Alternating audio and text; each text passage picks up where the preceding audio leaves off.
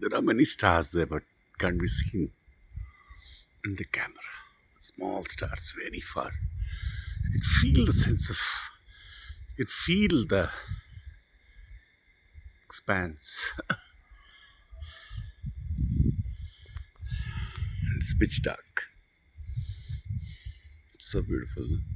Nights are beautiful.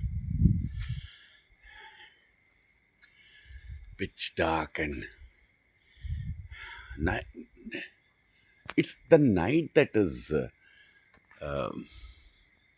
more open to the sky, ironically, because the whole universe is seen. Actually, I can see thousands of stars. Like small ones, but it's not catching the camera. Very, very nearby all this.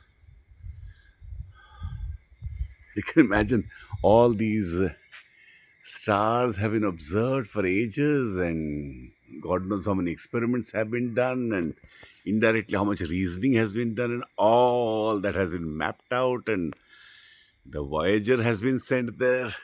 We have gone to this moon there, that moon, we have gone there. It's quite wonder, no, in a way, how little we know as common citizens, how little we are concerned, also, I think. What are our concerns?